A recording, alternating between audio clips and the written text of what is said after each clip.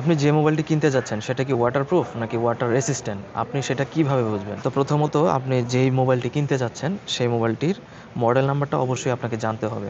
তো মূলত আইপি রেটিংয়ের উপরে ডিপেন্ড করে ওয়াটারপ্রুফ বা ওয়াটার রেসিস্ট্যান্ট সেটা নির্ধারণ করা হয়। তো এখন বর্তমানে Honor 600 Lite এর আইপি রেটিংটা আমি চেক করব। তো গুগলে গিয়ে আমি সিম্পলি লিখে দিলাম Honor 600 Lite আইপি রেটিং। দেখেন এখানে কিন্তু চলে আসছে আইপি রেটিংটা কত, IP66, অর্থাৎ IP66 এটার আইপি রেটিং। IP66 কি পানির নিচে ব্যবহার করা যায়? উত্তর হচ্ছে না।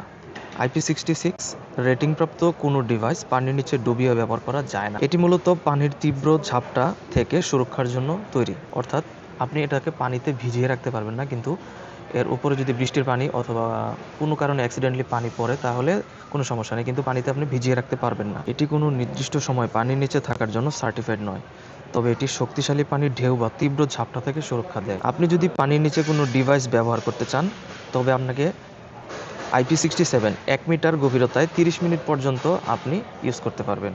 IP68 1.5 থেকে 3 মিটার গভীরতায় 30 মিনিট পর্যন্ত ব্যবহার করতে পারবেন।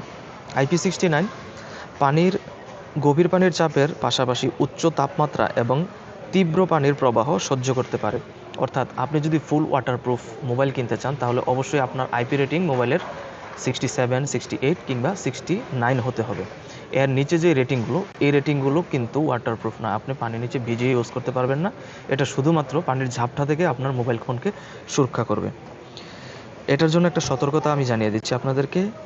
ডিভাইসে যদি IP66 রেটিং থাকে তবে ভুল করেও সেটি বালতি কিংবা সুইমিং পুলের পানিতে ডুবাবেন না। এটি কেবল বৃষ্টির পানি কিংবা পানির ছিটা আসা থেকে আপনার ডিভাইসকে বাঁচাবে। যদি দুর্ঘটনাবশত পানি ভিজে যায় তবে দ্রুত মুছে শুকিয়ে ফেলা উচিত। আপনি যে মোবাইলই কিনেন না কেন প্রথমে জেনে নেবেন এটার আইপি রেটিং কত। আইপি রেটিং যদি 64 হয়, 65 হয়, 66 হয়, সেটা শুধুমাত্র ওয়াটার রেসিস্ট্যান্ট, অর্থাৎ পানির ঝাপটা থেকে আপনার মোবাইলটাকে সুরক্ষা করবে। আর যদি 67 হয় তাহলে পানির 1 মিটার পর্যন্ত আপনি এটাকে চুবিয়ে ইউজ করতে পারবেন 30 মিনিট পর্যন্ত। IP68 যদি হয় 1.5 থেকে 3 মিটার পানিতে আপনি চুবিয়ে রাখতে পারবেন 30 মিনিট পর্যন্ত।